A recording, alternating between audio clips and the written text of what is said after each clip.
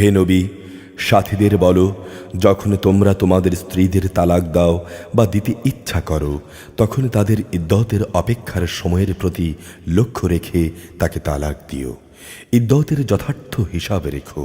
তোমরা আল্লাহ তাআলাকে ভয় করো, যিনি তোমাদের রব।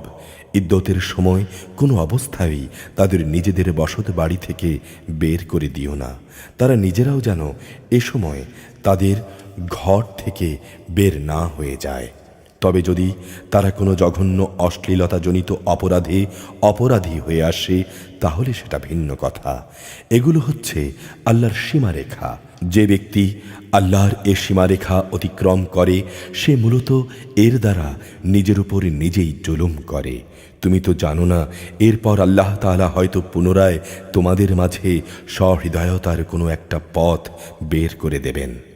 অতঃপর যখন তারা তাদের ইদ্দতের সেই নির্ধারিত সময়ের শেষ প্রান্তে উপনীত হয়, তখন তাদের হয় সম্মানজনক পন্থায় বিয়ে বন্ধনে রেখে দেবে, না হয় সম্মানের সাথে তাদের আলাদা করে দেবে। এবং উভয় অবস্থায়ই তোমাদের মধ্য থেকে দুজন ন্যায়পরায়ণ লোককে তোমরা সাক্ষী বানিয়ে রাখবে। সাক্ষীদেরও বলো, তোমরা শুধু আল্লাহর জন্যেই এই সাক্ষ্য দান করবে। যারা আল্লাহ তাআলা ও শেষ বিচার দিনের উপর ঈমান আনে, তাদের সবাইকে এর দ্বারা উপদেশ দেয়া হচ্ছে, যে ব্যক্তি আল্লাহ তাআলাকে ভয় করে, তিনি তার জন্যে সংকট উত্তরণের একটা পথ তৈরি করে দেন এবং তিনি তাকে এমন জায়গা থেকে রেজেকে দান করেন যার উৎস সম্পর্কে তার কোনো ধারণাই নেই। যে ব্যক্তি আল্লাহর উপর ভরসা করে, তিনি তার জন্যে যথেষ্ট, কেননা আল্লাহ তাআলা তার নিজের কাজ পূর্ণ করেই নেন। আল্লাহ তাআলা প্রতিটি জিনিসের জন্যেই একটি পরিমাণ ঠিক করে রেখেছেন। তোমাদের স্ত্রীদের মাঝে যারা ঋতুবর্তী হওয়ার ব্যাপারে নিরাশ হয়ে গেছে, তাদের ইদ্দতের ব্যাপারে তোমাদের কোনো সন্দেহ থাকলে তোমরা জেনে রেখো, তাদের ইদ্দত হচ্ছে 3 মাস। এই 3 মাসের বিধান তাদের জন্যেও যাদের এখনও ঋতুকাল শুরুই হয়নি। গর্ভবতী নারীর ইদ্দতকাল হচ্ছে তার সন্তান প্রসব হওয়া পর্যন্ত। বস্তুত কেউ যদি আল্লাহকেই ভয় করে, তাহলে নানাভাবে তিনি তার জন্যে তার কাজকে সহজ করে দেন।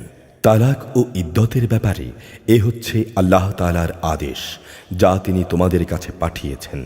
যে ব্যক্তি আল্লাহকে ভয় করে, তিনি তার গুনাহ খাতা মুছে দেবেন এবং তিনি তার পুরস্কারকেও বড় করে দেবেন।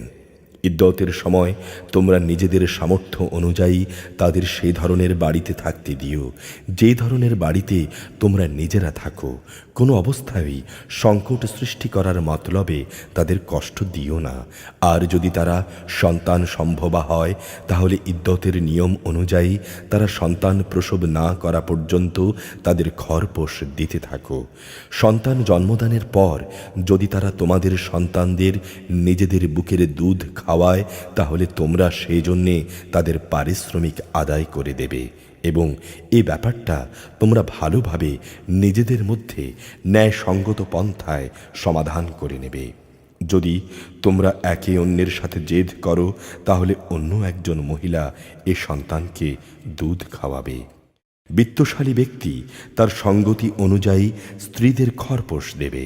আবার যে ব্যক্তির অর্থনৈতিক সঙ্গতি সীমিত করে দেয়া হয়েছে, সে ব্যক্তি ততটুকু পরিমাণই খরপোশ দেবে যতটুকু আল্লাহ তাআলা তাকে দান করেছেন। আল্লাহ তাআলা যাকে যে পরিমাণ সামর্থ্য দান করেছেন, তার বাইরে কখনো কোনো বোঝা তার উপরে তিনি চাপান না। আল্লাহর উপর নির্ভর করলে আল্লাহ তাআলা তাকে অচিরেই অভাব অনটনের পর সচ্ছলতা দান করবেন। কত জনপদের মানুষই তো নিজেদের রব ও তাঁর রসূলের নির্দেশের বিরুদ্ধে বিদ্রোহ করেছিল। অতঃপর আমি তাদের কাছ থেকে সেই জন্যে কঠিন হিসাব আদায় করে নিয়েছি এবং আমি ওদের কঠোর শাস্তি দিয়েছি। এরপর তারা তাদের কৃতকর্মের শাস্তি ভোগ করল। মূলত তাদের এ কাজের পরিণাম ফল ছিল চরম ক্ষতি। আল্লাহ তাআলা পরকালে তাদের জন্য এক কঠিন আযাব প্রস্তুত করে রেখেছেন। অতএব হে মানুষ, তোমরা যারা জ্ঞান সম্পন্ন, তোমরা যারা আল্লাহ তাআলার উপর ঈমান এনেছো, তোমরা আল্লাহকে ভয় করো। আল্লাহ তাআলা তোমাদের কাছে অবশ্যই তাঁর উপদেশ বাণী নাজিল করেছেন। তিনি রসুল পাঠিয়েছেন, যে রসুল তোমাদের আল্লাহর সুস্পষ্ট আয়াতসমূহ পড়ে শোনায়, যাতে করে সে তোমাদের যারা ঈমান এনেছে এবং ভালো কাজ করেছে তাদের জাহিলিয়াতের অন্ধকার থেকে হেদায়াতের আলোতে নিয়ে আসতে পারে।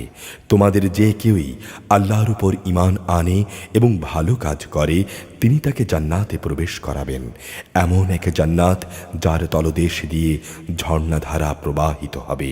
সেখানে তারা অনন্তকাল ধরে অবস্থান করবে। এমন লোকের জন্যে অবশ্যই আল্লাহ তাআলা উত্তম রেজেকের ব্যবস্থা করে রেখেছেন।